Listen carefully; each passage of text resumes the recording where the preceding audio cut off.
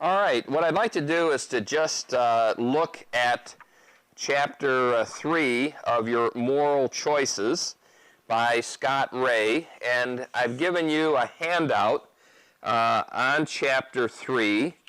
This particular chapter looks at major figures in the history of ethics. Humankind has always struggled with ethics, and you see those struggles in the book of Genesis. Cain struggled with the ethics of his relationship to his brother Abel, and Abel's sacrifice being accepted and his not being accepted. You see that Abraham deals with ethical conflicts when he goes down to Egypt, and the Potiphar Pharaoh thinks his wife is a good-looking woman, and he decides to tell a lie, a half lie, a white lie, whatever you'd like to call it, a half-truth, that Sarah is his sister, which was half true. You certainly see it between Isaac and Ishmael, and Esau and Jacob, Jacob stealing the birthright and the blessing from... So, you know, from the beginning of time, we have had these ethical dilemmas and challenges. And Scott Ray devotes, I would say, the appropriate number of pages, in my opinion, you don't need a lot of pages, to go through the history. I think it's good to understand something about the classical Greek ethic of Plato and Aristotle, because they so influenced the Greco-Roman culture and Western civilization. Certainly the Epicureans have influenced, but all of these, whether it be the Epicureans and the Stoics, or St. Augustine or Aquinas, all of them are but representatives of particular systems. So I want you to just read over this chapter and to read over these notes, which are designed to summarize the ethical perspectives of these people who have had a great impact upon ethics. But what is more important is how they ultimately get categorized into the systems that Scott Ray talks about in Chapter 4. And so I'm not going to spend time on Chapter 3. On pages 3 through 5 of your Moral Choices notes, you have a summary there. You can relook at that. What is more important is the beginning of Chapter 4 and how he categorizes the different ethical systems into these 7 choices. Now, I think that he has done a wonderful writing style by illustrating the 7 systems. Of course, 2 of them are both deontologists, but in this problem, the debate over euthanasia, and presenting it with the ethical egotist, the deontologist who's from the Hemlock Society. You know, the Hemlock Society is a very, very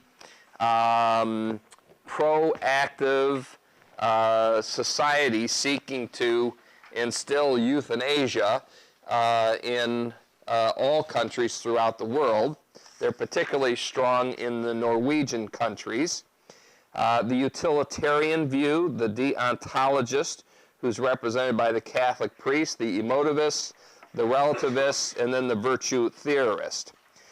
So those are very good examples of the kind of presentation that you are to have on your final exam. But, of course, then you have to present yourself as the Christian theologian and the biblical scholars that you are. Now, let's look at then the different evaluation and definitions of the ethical egotism. Ethical egotism is the theory that the morality of an act is determined by one's self-interest. actions that advance self-interests are moral. Those that do not are not moral. Currently, one would have trouble casting a judgment upon a Saddam Hussein because everything he did was from an ethical egotism. When he slaughtered people, he was slaughtering his enemies. That was good for him. When he butchered people, it was in his own best interest. When he tortured people, it was all in his best interest. On a milder note than the severe case of a Saddam Hussein, you have the plight or the difficulty of medical doctors today. As Ray says, medical doctors frequently make decisions based on their potential exposure to medical malpractice suits. They are saying what is in the best interest for me, what is going to protect me. I have found over the years, when it comes to people who are dying, people who really will not recover from an illness, people who should be put into hospice, the medical community will not release them until you voice the strong opinion that this person is ready to die, or if it ever comes to us, I'm ready to die. They will continue to treat you. They will continue to pump you with antibiotics and all kinds of surgeries. They will do everything, because if they stop, then they are exposing themselves to some kind of medical malpractice. Often in a pastoral role, I have to call the social worker in to kind of mediate, sit down with the doctors, and in front of the doctors, the patient will verbalize, or the family will state, or the living will be read in such a way. But here, again, is a more understanding usage of the ethical egotism. Scott Ray mentions the whistleblower. He says another example of an ethical egotism is what we have commonly called the whistleblower. We understand the whistleblower concept. This is an employee who says, you know what? If I continue to do this thing, I'm going to jeopardize myself. Not only am I going to jeopardize myself sometimes, but I'm going to jeopardize the people that are working with me or for me, or I'm going to jeopardize the safety or well-being of someone. But usually a whistleblower has the self-interest or the interest of the self and community as a part of that. And so they will blow the whistle on the bad practice in hopes of protecting themselves and maybe protecting others also. Some would say, and I disagree with, that ethical egotism is also used in the Bible as a way of motivating people. You remember in Deuteronomy 27 through 30, God said, if you obey me, I will bless you. If you disobey me, I will curse you, and judgment will be upon you. I don't see ethical egotism here as much, because obedience to God a lot of times involves self-denial, right? Putting away of what would be your natural inclination or your human inclination of sinfulness, and being obedient to God, not my will, but your will. So I don't particularly put Deuteronomy 27 through 30 in that. In ethical egotism, one's only moral duty is to one's self, where in Deuteronomy 27 through 30, really the emphasis is, I'm going to do God's will, not my will. He says people should voluntarily give up some of their freedom to pursue their interests so that each one's long-term interests might be protected. Well, the great difficulty of ethical egotism we're going to see is it's very divisive, and it is bad for the community. Its principles, number one, look out for others is a self-defeating pursuit. Don't be concerned about other people. If you're concerned about other people, you're not taking care of yourself. Number 2, ethical egotism is the only system that respects the integrity of the individual human life. In ethical egotism, the individual is the most important. Egotism is the hidden unity underlying our widely accepted moral duties. Ultimately, society's morals gravitate to what the majority thinks is in their best interest. And that is usually what rules in society. Now, what are the problems with ethical egotism? First of all, egotism has no means to settle conflicts of interest. If you have two different people who want the same thing, who gets to be right? How do you decide?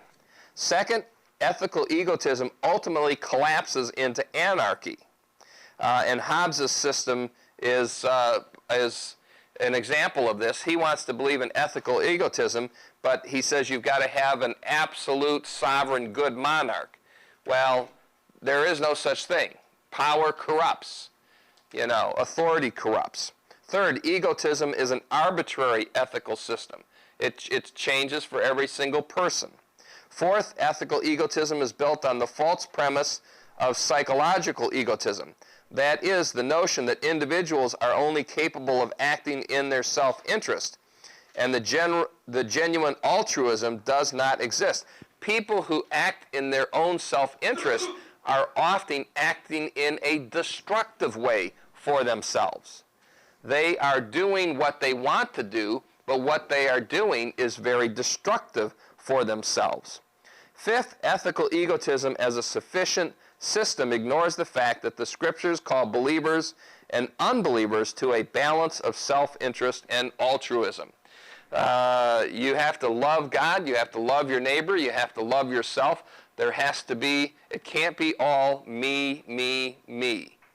And the scriptures, there is a certain amount of self-interest that you have to take care of your own health, you have to take care of your own spirituality, you have to take care of your own family. There are those kinds of things, but they are not to the neglect of the balance of your neighbor or your friend or something like that. So ethical egotism, everything for me. The second view that he talks about is the utilitarianism. Utilitarianism, in its very word, talks about the means or the end or the goal. In utilitarianism, the greatest good for the greatest number of people. And of course, the Korean parable of the father putting the grandfather, the ailing grandfather, who can no longer work, who can no longer produce any work value for the family. He only eats and takes away the resources. And so the father says, all right, it's time to put him in the wheelbarrow, to push him up the mountain, and to drop him off and to let him die. And of course, as he starts out up the mountain, his son sees him, and where is Grandpa going? Can I come along? And the father says, yes, you can come along.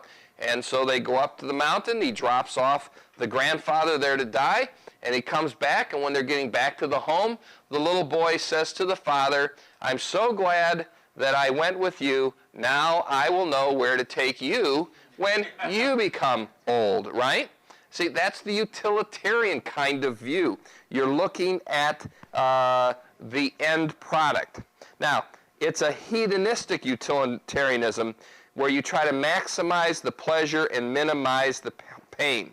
A lot of utilitarianism has to do with what brings me pleasure and what is it that benefits the community as a whole. In utilitarianism, a lot of time the principle of might makes right and majority rules are principles that are a part of this. The rule utilitarian formulates rules based on the tendency of certain actions to produce predictable sets of consequences. So whatever works, the end justifies the means. Now, what are some of the different kinds? There is act utilitarianism, uses the consequences of any given course of action to determine its morality. The act utilitarian treats every moral decision separately. Now, an example of this might be, in my neighborhood, we have a problem with cats. We have lots of people in the neighborhood that have cats, but none of them like to keep them in their homes. And there are a couple of neighbors who are very utilitarian. Their perspective is, I know how to solve this problem. And they will just do away with the cats. And the cats will all of a sudden someday disappear. You know, there is a kind of a step formula sometimes. We capture the cat, we take it to a humane society. The humane society sees the collar, calls the people, and says, for $100 you can have your cat back. If they don't learn from the $100 rule, well then maybe the cat disappears. That's a kind of an act utilitarianism. There is also rule utilitarianism. Formulates rules based on the tendency of certain actions to produce a predicted set of consequences. Rule utilitarianism usually follows negative reinforcement, where you are changing behavior through some kind of punishment or infliction of pain. That is a lot of what our judicial system has as a part of it. You cannot protect the rights of minorities in a utilitarian society. And sometimes it can even justify obvious injustices when the greater good is served. For instance, you know, why should we be spending all of this money on Social Security and Medicare when these folks are maybe in the last 10 years of their life? Why don't we just cut them off, let them pass on, and invest our money in the youth of America, kind of thing. You'll get into this at times when somebody has a severe illness. Do you say to yourself, all right, the utilitarian view, the end justifies the means, the greater good for the whole, should I spend $50,000 trying to keep this person alive? When chances are, even if we do, they're not going to have any quality of life. This comes into account today with special education children. As you probably know, our school systems will spend on like 10 special ed kids what they would normally spend on 100 other students. But that slice of the pie comes out no matter what, so that not just 100 are quote-unquote, you know, deprived or taken from their education, but it's actually thousands within the school system. Now, a utilitarian would say, wait a minute now, why are we spending all of this money on this small group of kids who are never going to be productive in society? You know, why are we trying to teach them gym? Why are we trying to teach them music? Why are we trying to teach them math when they're never going to go beyond 3rd, 4th, 5th grade? And look at the programs that we're neglecting. We don't have the computers that we need. Yet this is how they kind of see the world. I'm not saying right now that's right or wrong. I'm just representing their viewpoint. But that's a utilitarian. What is the goal? What is the outcome? And what can we do? Now, the problems with it. What may be a benefit or harm to one person may not be to another. The difficulty of a strictly utilitarian view is that what's good for one is going to be bad for another, and there is no balance. Second, utilitarianism lacks criteria to direct the distribution of benefits within a group. A lot of times they like to pose these utilitarian dilemmas, like the idea of you got 8 people in a boat, right? And the boat can only hold 5, and there's only nutrition for 3 for so many days. And so how do you decide who's going to go out of the boat?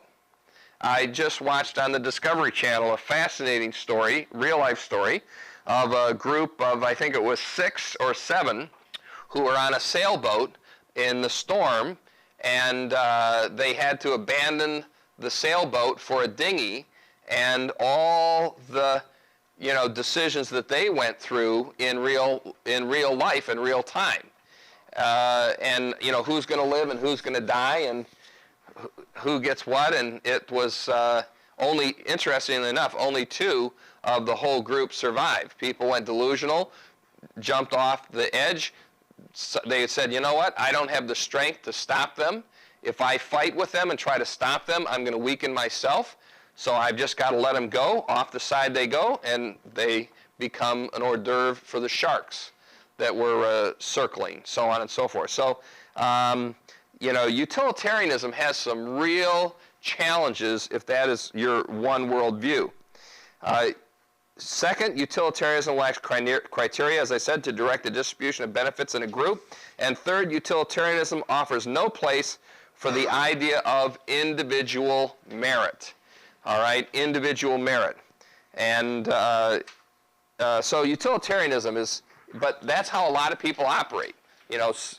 Whether they're health workers, distributing benefits within a hospital, people in law enforcement. I'm sure people who are with Homeland Security today, you only got so many resources. Where are you going to put the resources? That's the utilitarian. The emotivism. Emotivism, I think, to me, is the easy escape of silly, stupid people who don't want to think. I'm just going to tell you like it is. Emotivism is for people who don't want to think. Many people who say that homosexuality is wrong actually mean that they find it distasteful or disgusting. For the emotivist, the same statement means homosexuality, yike, or yuck, boo. And emotivism is based solely upon how you feel about something. So, in the philosophical development of emotivism, it comes to like an intuitivism. In other words, intuitively, how do I feel about something? There's no sense of real right and wrong. It's just how do I feel about it? Some people would do a logical positivism where they would analyze it and look at the factual statements, but it would still come down to how do I feel about this? How do I, how is my own, cultural upbringing going to influence how I feel about these kinds of things? The problems with emotivism, either there are moral facts, like there are scientific facts, or there are no morals at all. You cannot approach everything so subjectively. In emotivism, values are nothing more than the expression of our subjective feelings. So what do you do with justice? A lot of people who are against the death penalty are emotivists. They just feel bad about it. There's a major political, what would I say? It's more than politics. With this gentleman who's on death row right now, used to be a gang member in Los Angeles, one of the head gang leaders, killed a lot of people, pushed a lot of drugs. Even in jail, he's been a big troublemaker, but the Hollywood stars are coming out doing a public relations thing for him that he shouldn't die. Well, this is an emotivist kind of approach. I don't feel good about somebody being put to death. Now, I would say to you, well, do you feel good about them being incarcerated for their whole life? Well, I don't like that idea either. Oh, well, then maybe we should let them out of jail. I mean, you don't feel good about them being in jail. If it's all going to be based on this emotivism, you just have no values. There are no moral truths. There are just feelings. As Christians, we have to go beyond what we feel about things. Who loves and takes joy in disciplining children? It's an awful experience, isn't it? It's a terrible experience. And it is truly I think it's a truism, altruism, when you say, this is going to hurt me more than it's going to hurt you. Disciplining, training children, or, as a church leader, doing church discipline, or as a plant manager, or a union representative, or a police officer, or whatever your authority, it's almost always a very unpleasant experience emotionally to have to bring some kind of criticism or judgment on another person. You'd rather not do that. You'd rather be praising them. So if emotivism is going to be your ethical approach, well, then you're going to live in avoidance and denial, right? Which never solves any kinds of problems. Emotivism is very, very relative. He goes through, there's cultural relativism. For the Taliban, beating up your wife or your daughter is a good thing. In France, that's absolutely unacceptable. In America, it's unacceptable. You have ethical relativism. All values are culturally created and therefore are not objective. It's some of the things that cultures do to little girls is just, and to women is just outrageous. And yet they say, wait a minute, this is how we feel. This is how our culture is. This is how we dispense our culture. You can't criticize us.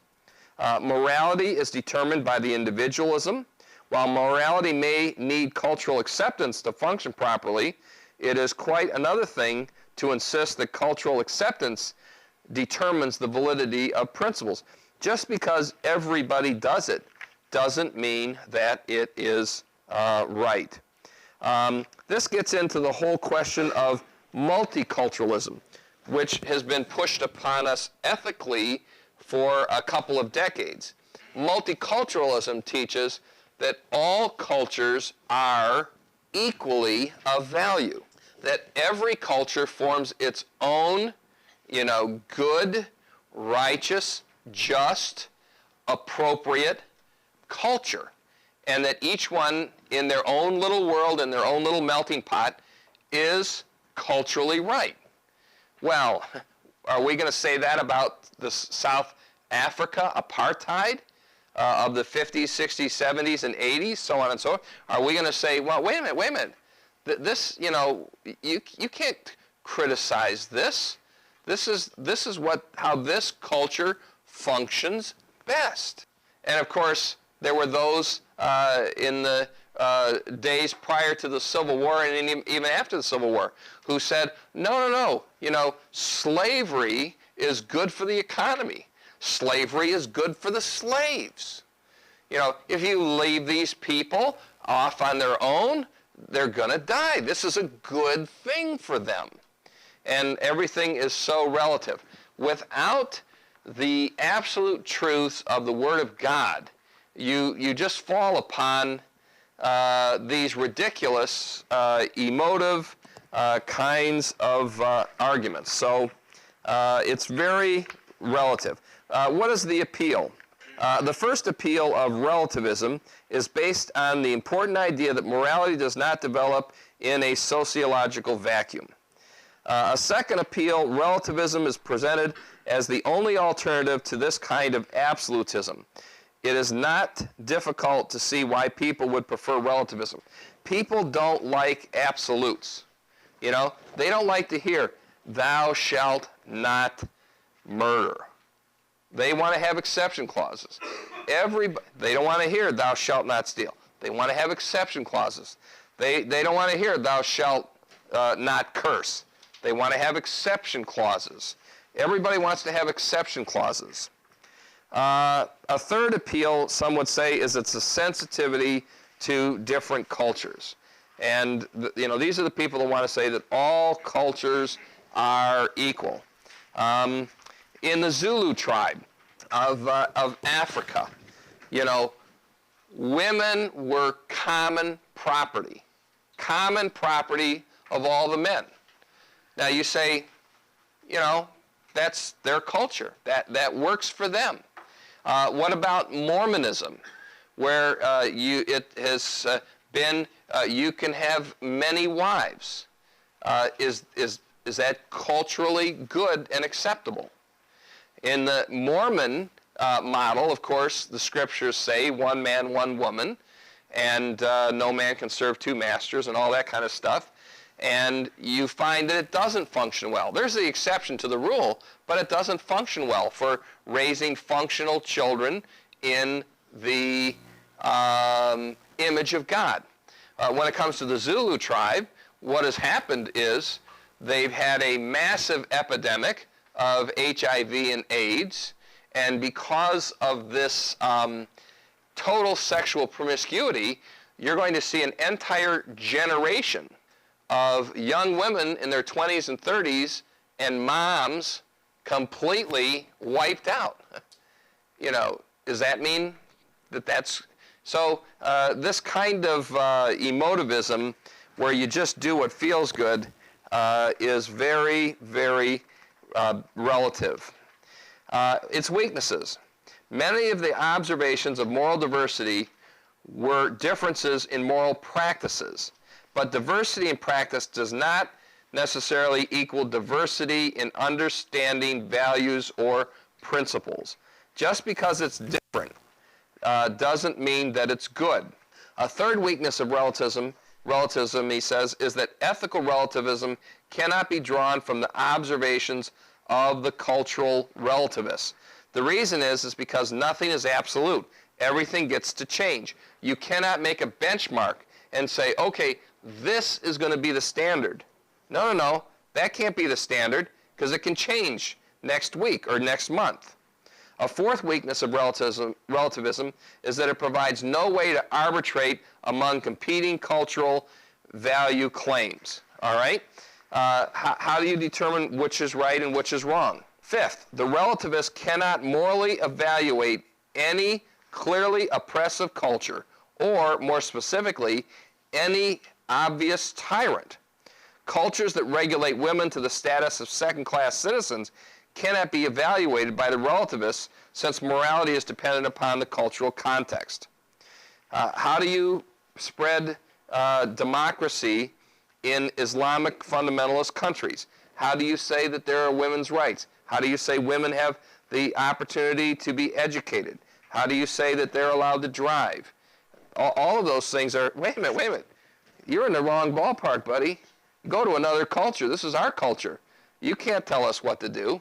A sixth weakness of relativism is that it allows no room for moral reformers or prophets. In other words, anybody with a different opinion is a heretic, is an apostate. See, you can't have a moral reformer. You can't have somebody come along and say, well, you know what, wouldn't it be great for the girls to be educated, to be able to... Are you kidding? You're an apostate. You know, you're a troublemaker. There's no room for reform or quote-unquote prophets to give another message. A final objection to relativism is the charge that its central premise, namely that moral absolutes do not exist, is self-defeating, since the premise itself is an absolute. You know, you can't say there are no absolutes, because then you're making an absolute. The fourth theory is the virtue theorist. The virtue theory holds that morality is more than simply doing the right thing. Emphasis on being rather than doing. It's an emphasis on who a person should become, a person should do. In the virtue theorists, they're thinking about your attitudes. You know, what's going on in your mind. And there's something of value to this. For instance, with whether it's children or students or somebody that you're working with, you don't want them just to do the job or even do the responsibility. You want them to do it with the right motive, with the right attitude. Otherwise, it doesn't work. In the New Testament, Paul will say to slaves or employees, you know, serve your master as you're serving the Lord. That's the attitude. not just by eye service, not just when they're looking and they're watching. Now, in my years of being an apprentice plumber and working in the plumbing industry, there were always men who we used to use the term, you carried them. You know, they didn't do much work, but you knew when the boss, the owner, happened to be on the site, because they'd be scrambling. Boy, they knew how to look busy at the right time, but they didn't have the right attitude, and that is what is important. In the virtue theory, emphasis is on being rather than doing. Now, in favor of virtue theory versus the act-orientated ethics, the real substance of the moral life, the day-to-day decisions that people make, is ignored in the act orientation. The virtue theory focuses on the inner person. The virtue theorist points out that moral duties involve attitudes as well as actions. Act-based systems provide little motivation for doing the right thing.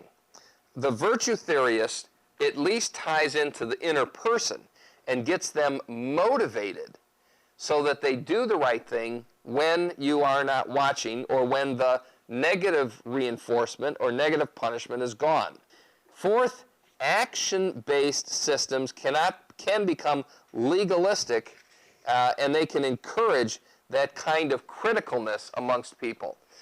Legalistic systems always turn to people feeding on people, people judging people, people eating up people.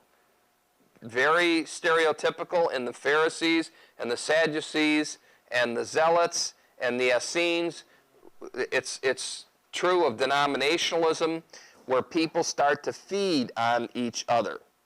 Fifth and finally, act-based ethics overemphasize individual autonomy, or the ability of people to arrive at their moral duties by reason or by revelation alone. In virtue theory, you have to look at more than just the motive. I mean, a lot of people have very good motives or very good intentions, and they do very, very wrong things, very, very stupid things. What are some of the virtue theory on its own? Typically, a virtue theorist develops a theory in 3 stages. The first, one must develop some concept of the ideal person. You say, what are the ideal characteristics of an individual? Second, the theory involves the developing of a list of virtues necessary for achieving the person's proper purpose as outlined as this ideal person. Third, people need to be shown how they can develop these virtues. So you say, this is the ideal person, this is the ideal characteristics of the person, and this is how you develop those ideal characteristics. Now, a great difficulty of that is that in society, you need people with different characteristics, different personalities, different strengths and weaknesses. It's like a football team, you know? If you don't have one guy that can throw the ball really well, a couple of guys that can run the ball really well, 3 or 4 guys that can catch the ball really well, if you don't have 4 or 5 guys that can block really well, if you don't have 4 or 5 guys that can rush really well or defend really well, you end up with the Lions, right? And that's a disaster. And then you pooch the mooch, or kick the mooch, or whatever, you know? You punt the mooch. And there is a certain teamwork that is necessary in society.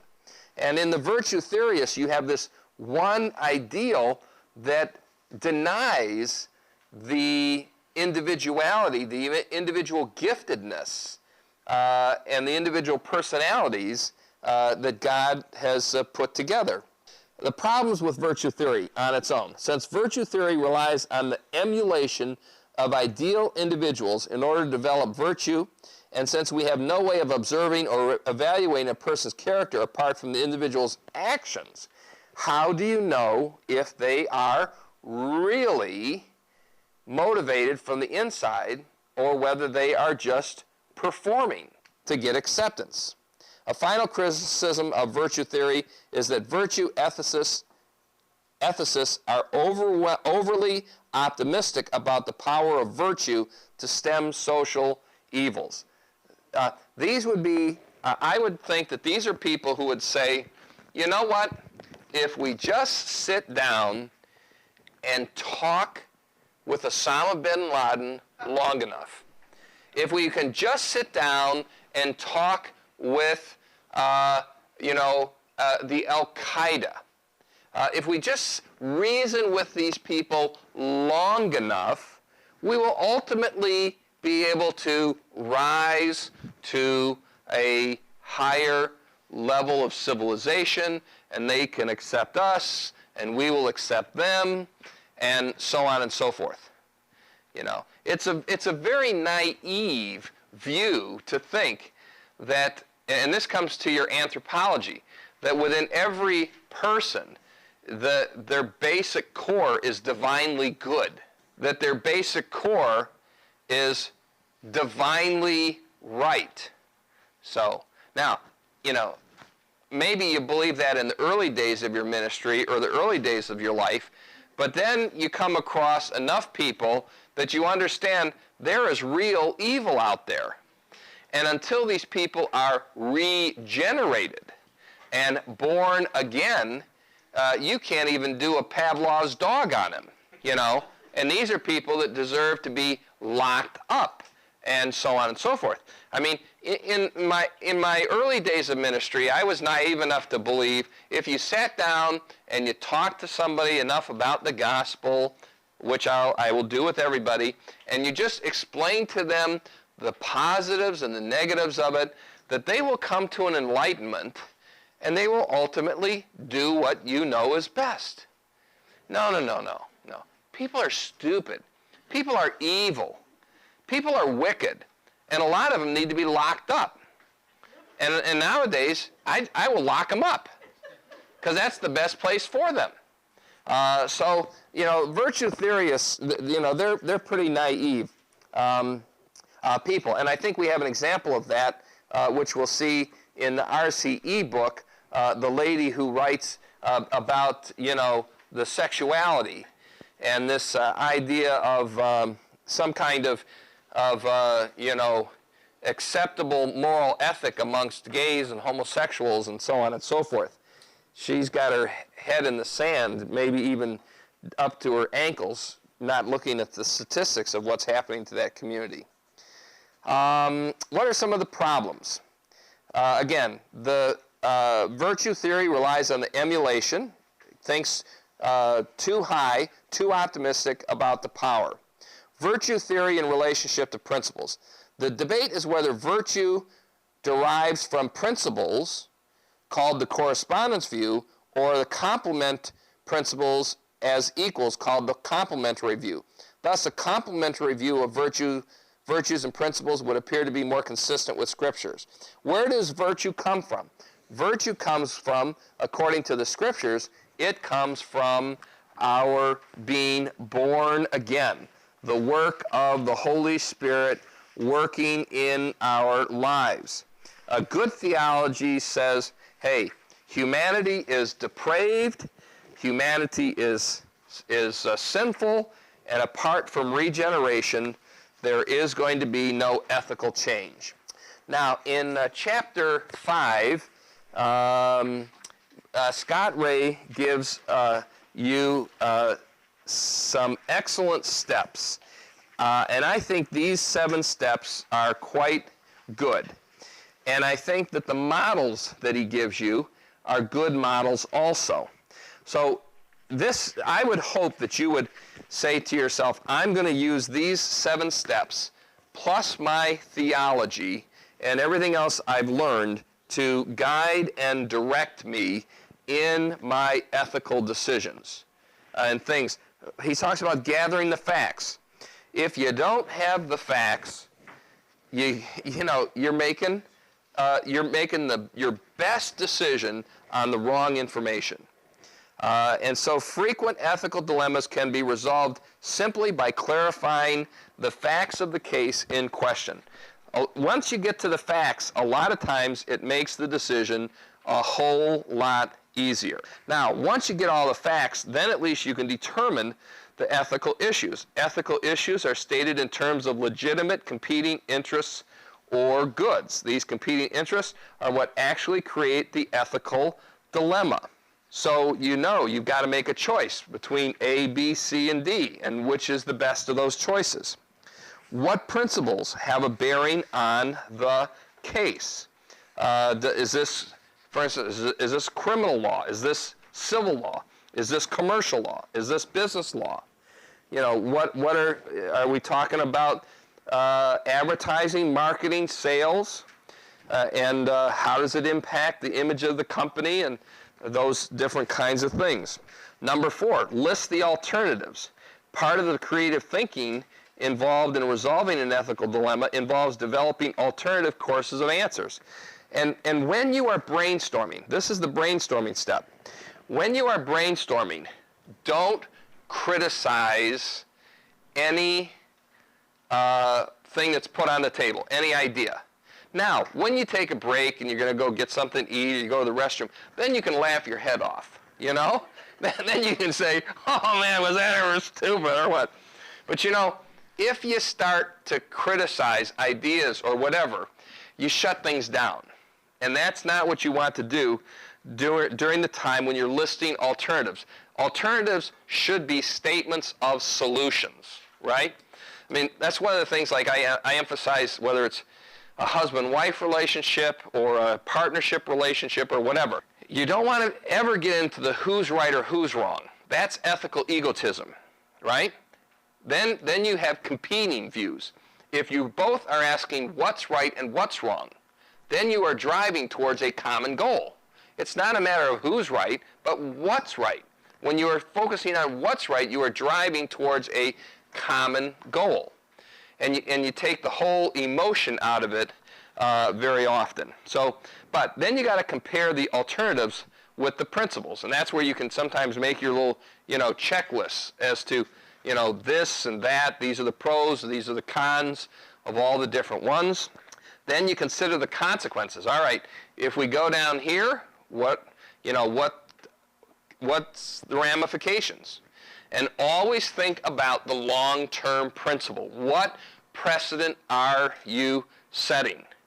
And if you are going to make a decision that's an exception to the rule, be very smart to fully document that it is a rare, once in a creation exception to the rule, and that we're never going to go there again. Or everybody will want the exception to it. Consider the consequences, and then finally, you got to make a decision. You got to set yourself a timeline. There are people who will talk and reason and round and bout this way and that way and will never get to a decision. You got to set a time and say, all right, based upon this process, the information that we have, I'm going to make a decision. I'm going to give the rationale for my decision. I'm going to document my decision. Obviously, as Christians, you say, I'm going to pray about it. I'll seek wise counsel. I'll seek the principles of Scripture or whatever. But we're going to make a decision, and then that's it. Now, if it comes back and it says, hey, that wasn't the right decision, then maybe it's because you had faulty information.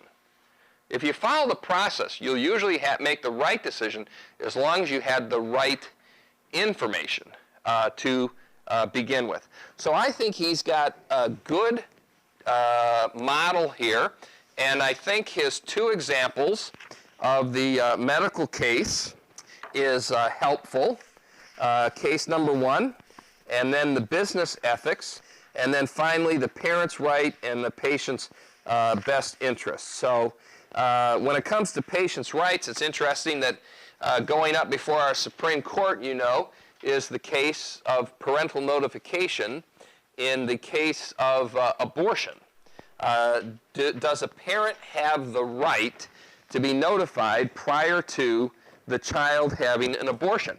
Now, this isn't even a question of the parents have authority to intervene. It's simply, do they have the right to know? Even when they know, they're not allowed to do anything about it. That's, how far we've gotten away from our Judeo-Christian ethic. Shouldn't even be debated. The question of a parent's right to be involved in that decision shouldn't even be debated. But we're even talking about them getting to know it. And of course, is this going to come up then with Sandra Day O'Connor offering the swing vote? Or will it drag on long enough that they'll have to redo it and it might be Alito or whatever? That's, as you know, the big power struggle right now for us in the States with our United States Supreme Court.